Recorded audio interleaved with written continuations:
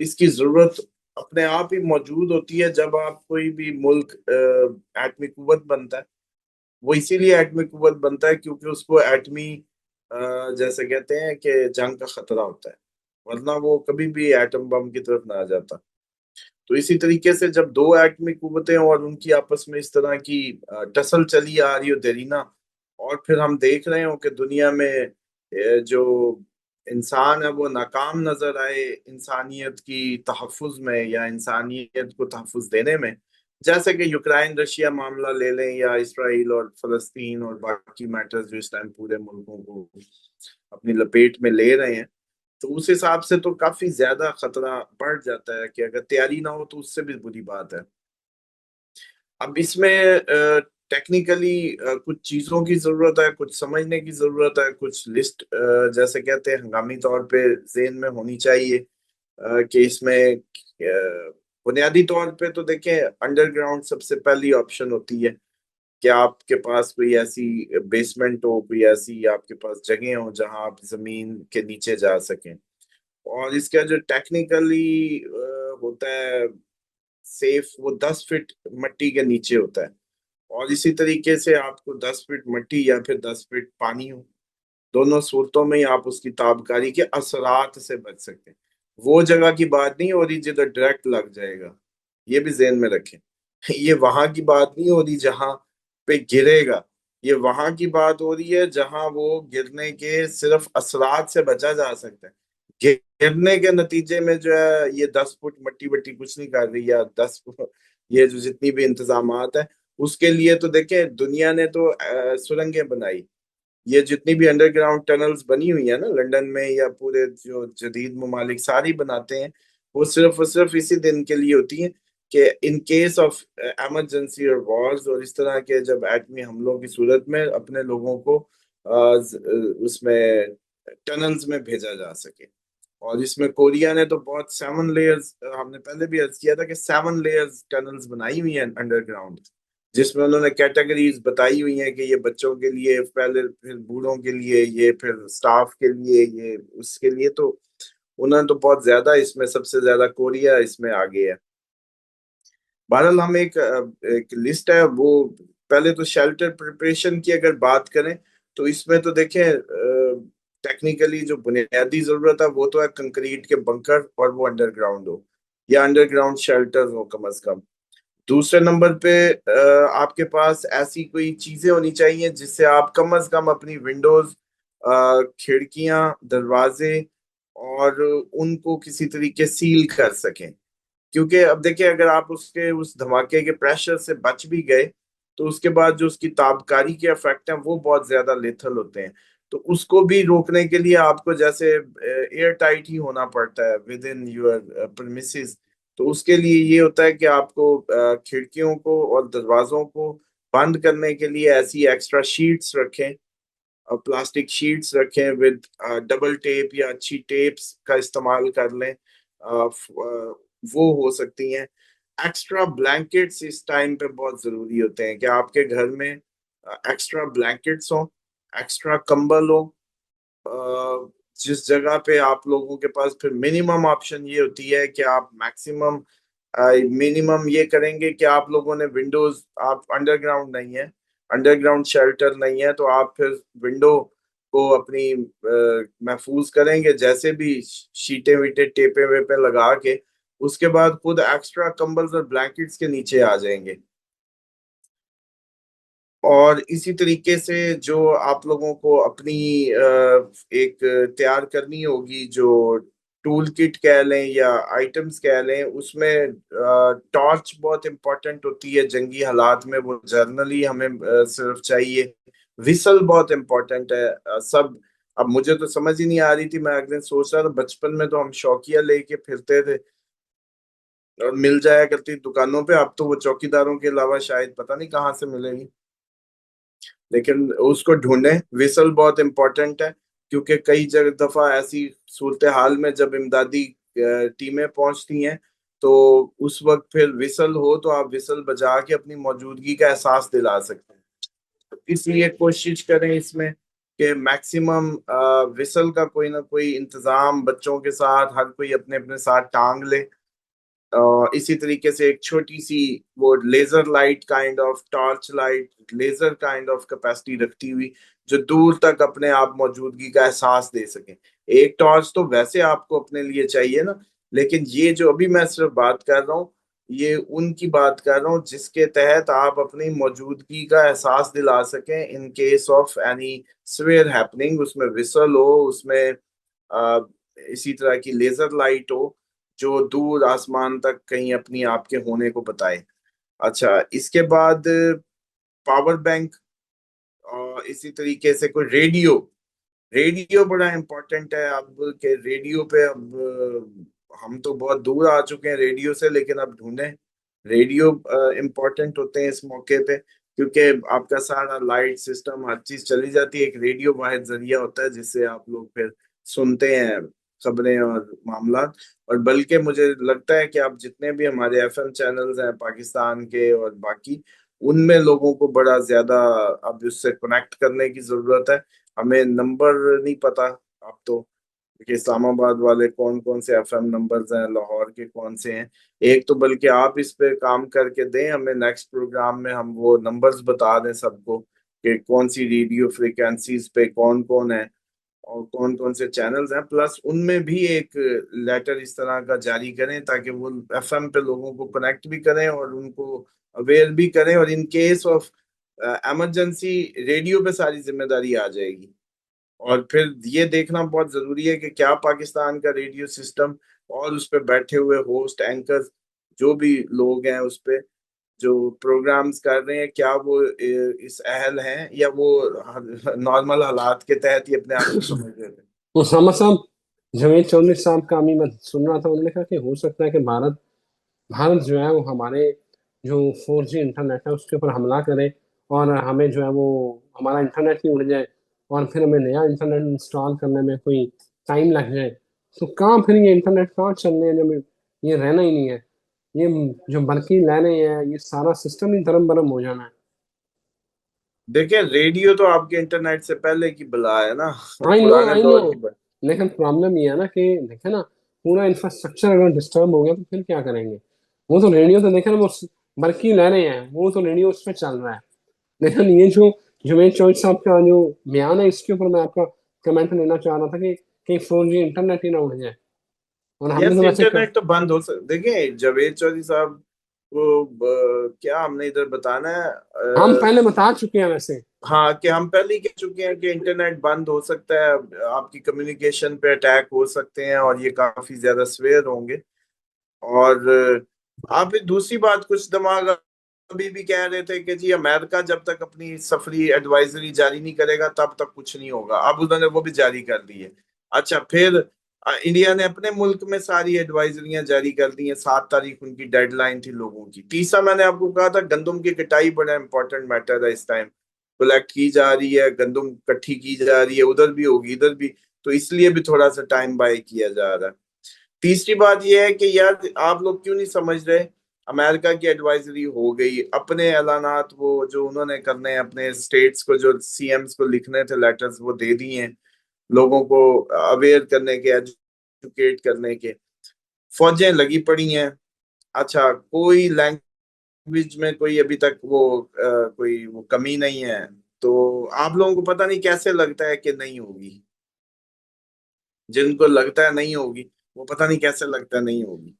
اسامہ صاحب, آپ کا چناب کا پانی بند ہو چکا ہے, آپ ویڈیوز دیکھ رہے ہیں, مجھے سنال ڈیم ہے اور بگلیہار ڈیم سے آپ کا پانی بند ہو چکا ہے. ہم اس وقت چناب وہاں سے وہ ویڈیوز شیئر کر رہے تھے کہ بھائی خشک ہو گیا ہے, پانی آ ہی نہیں رہا. 5 کیوسک تو سم اس کا تھنگ جو ہے بھائی نا. سمپل سا دیکھیں, اس کا تو سیدھا سیدھا حل تھا جو میں نے آپ کو کہا تھا, ڈیمز کے ایریے پہ لوگ خالی کر دیں ایریا. یاد کریں ہم نے پہلے اپنی ویڈیو کی ایڈوائزری میں سمندری کناروں پہ رہنے والے پلس گوادر ادھر رہنے والے پلس ادھر سے ڈیموں کے راستوں میں رہنے والے, ڈیموں کے ساتھ رہنے والے, ان کو پہلے اویئر کیا تھا.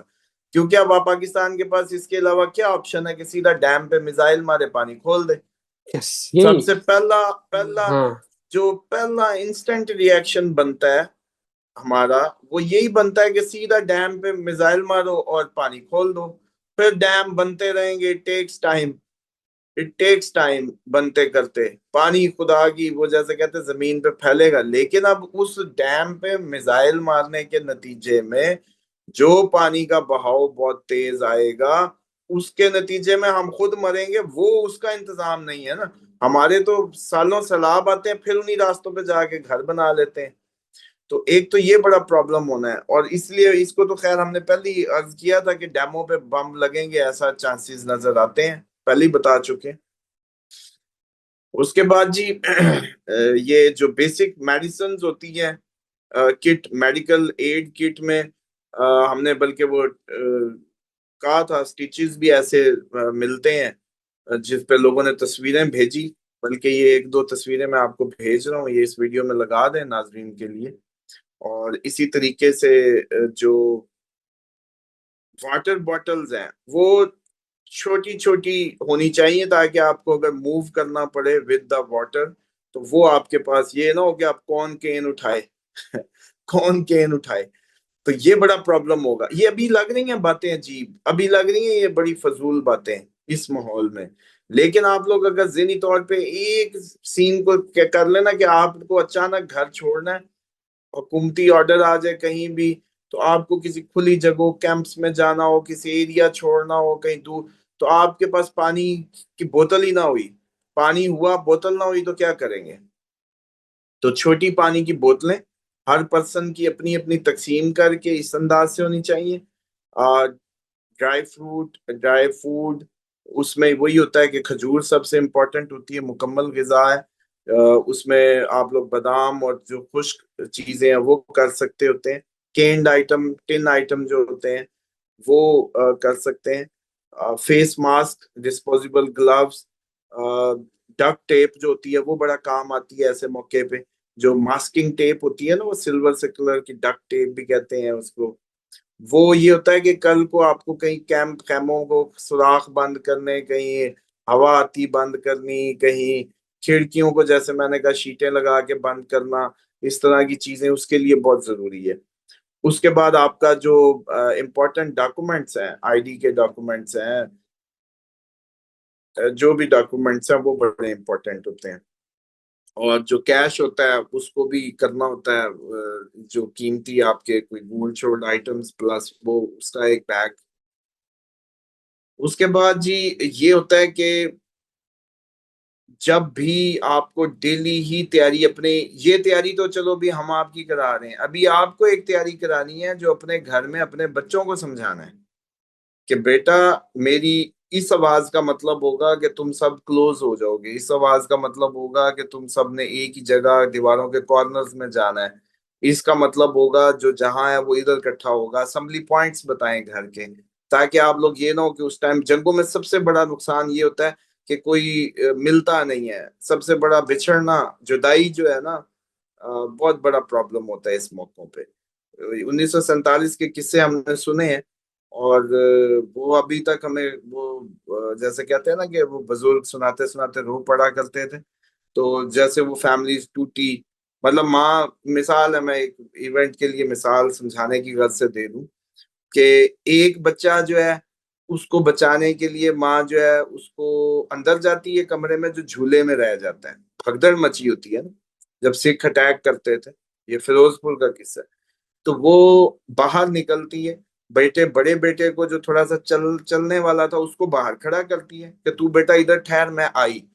اور جب وہ جھولے والے بچے کو جا کے اٹھا کے لاتی ہے، گھروں کو آگے لگ رہی تھی، پورا سین بنا ہوا تھا، تو باہر جب آتی ہے تو باہر والا بچہ نہیں ہوتا، اور پھر وہ ساری زندگی نہیں ملا.